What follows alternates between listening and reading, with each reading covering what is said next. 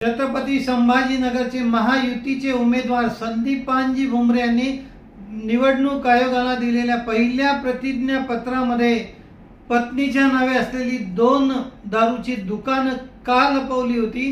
त्यामुळे संदीपान भुमरे यांनी उमेदवारी अर्ज दाखल करताच मतदारांशी लपंडाव खेळायला सुरुवात केली आहे का, या विषयावर आपण आज बोलणार आहोत। नमस्कार, मी विनायक कांगणे, आपण पाहत आहात आधार विश्लेषण। खरं म्हटलं तर छत्रपती संभाजीनगर, आजचं छत्रपती संभाजीनगर यापूर्वीच औरंगाबाद शहर शिवसेनेचा बालेकिल्ला म्हणून ओळखला जायचा। तब्बल 25 ते 30 वर्षांपासून शिवसेनेची येथे सत्ता आहे। तिथे आमदार शिवसेनेचे असतात, खासदार शिवसेनेचा असतो आणि महानगरपालिका सुद्धा इथे शिवसेनेची असते। इतकं वर्ष शिवसेनेची सत्ता असताना छत्रपती संभाजीनगरतील नागरिकांना फक्त जर काही 25 ते 30 वर्षात मिळाला असेल तर औरंगाबाद शहराचं नामकरण झालेले छत्रपती संभाजीनगर, त्या व्यतिरिक्त जे पूर्वी 8 दिवसाला पाणी यायचं ते आता 15 दिवसाला यायला लागले। त्यामुळे फक्त नावात बदल केलाय त्यांनी। औरंगाबादचं मराठवाडा जी युनिव्हर्सिटी होती त्याचं नामकरण करून डॉक्टर बाबासाहेब आंबेडकर युनिव्हर्सिटी असं नामकरण केलंय। या 2 नामकरणांना व्यतिरिक्त छत्रपती संभाजीनगर मधील मतदारांना आजपर्यंत काहीही मिळालेलं नाही। त्यामुळे आज जरी शिवसेनेचे तुकडे झालेले असले तरी छत्रपती संभाजीनगरांना मात्र दोन्ही शिवसेनेकडून काही फायदा झालेला दिसत नाही। कारण हेच शिवसैनिक जे आता एकनाथ शिंदेच्या शिवसेनेकडून म्हणजेच महायुतीतून जे अर्ज भरत आहेत ते सुद्धा पूर्वी त्याच शिवसेनेमध्ये होते जी आज उद्धव ठाकरेंची शिवसेना आहे। त्यामुळे चंद्रकांत खैरे यांना तब्बल 5 वेळा खासदारकी मिळूनही ज्या जिल्ह्यामध्ये जायकवाडी धरण आहेत, संपूर्ण मराठवाड्याला तिथून पाणी पुरवलं जातं, मात्र 50 किलोमीटर अवघ्या 50 किलोमीटर असलेल्या छत्रपती संभाजीनगरामध्ये मात्र 15-15 दिवसांनी मतदारांना पाणी प्यायला मिळत आहेत। तेच मतदार आता याच उमेदवारांना पाणी पाजणार का अशी परिस्थिती निर्माण झाली। त्यामुळे अनेक वेळा खासदार राहूनही चंद्रकांत खैरेंनी कोणताही शहराचा विकास केलेला नाही। त्यामुळे मतदार त्यांच्याकडे तर लक्ष ठेवून आहेच।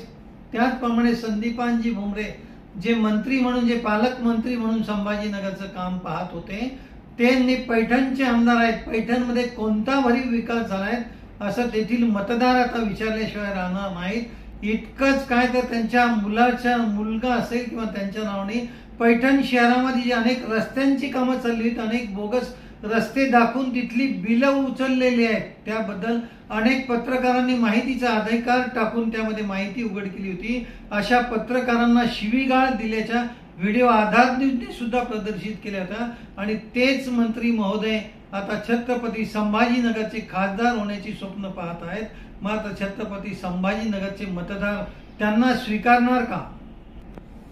या महाराष्ट्राला छत्रपती शाहू व सावित्रीबाई फुले यांचा इतिहास आहे। त्यांनी अनेक शैक्षणिक संस्था घडवल्या, अनेकांना सुशिक्षित केलं।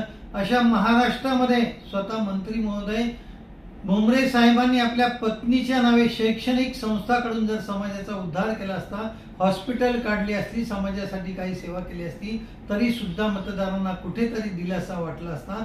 मात्र आपल्या पत्नीच्या नावे चक्क दारूची दुकानं त्यांनी करून मद्यपान विक्रीचा व्यवसाय मोठ्या प्रमाणात सुरू केला। हा आदर्श छत्रपती संभाजीनगरच्या मतदारांसमोर भुमरे साहेब ठेवणार आहेत का? आणि अशा उमेदवारांना छत्रपती संभाजीनगरचे मतदार मतदान करणार आहेत का, हे पाहणं आता अत्यंत महत्त्वाचं ठरणार आहे। त्यामुळे छत्रपती संभाजीनगरचे मतदार या दोन्ही शिवसेनेकडे पाठ फिरून पुन्हा एकदा तिसऱ्यालाच निवडून देणार का? कारण ज्या पद्धतीने MIMचे जलील मागच्या वेळेला निवडून आले होते तशीच काही परिस्थिती जर छत्रपती संभाजीनगरमध्ये झाली तर कुणालाही आश्चर्य वाटायला नको। कारण ज्या शिवसेनेचा डंका गेली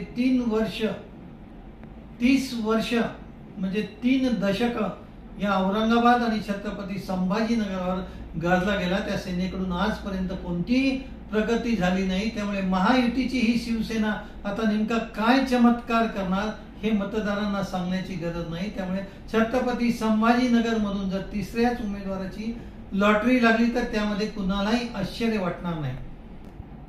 त्यामुळे महायुतीचे उमेदवार संदीपानजी भुमरे ज्या पद्धतीने दुसरं आपलं प्रतिज्ञापत्र सादर केलं व त्यामध्ये पत्नीच्या नावे ज्या पद्धतीने लपून ठेवली दारूची दुकानं जनतेसमोर आणली. खरं तर हे जनतेला माहीत सुद्धा होतं, मात्र पहिल्यांदा का लपवली ही दारूची दुकानं पत्नीच्या नावे ही दाखवण्याची मंत्री साहेबांना लाज वाटत होती का त्यांनी ही लपून ठेवली याची उत्तर आता जनतेसमोर जाताना नेमकी ती काय देणार आहेत की फक्त विरोधकांवर टीका करूनच आपण भागणार आहेत. आणि विरोधक तुमचे कोण आहेत, जे तुमचेच साथीदार, तुमचेच मित्र, तुमच्याच पक्षामध्ये यापूर्वी एकत्र असताना काम करत होते, त्यांच्यावर टीका करताना हा तुमच्याच पक्षाचा मित्र आहेत हे विसरून तुम्हाला चालणार नाही.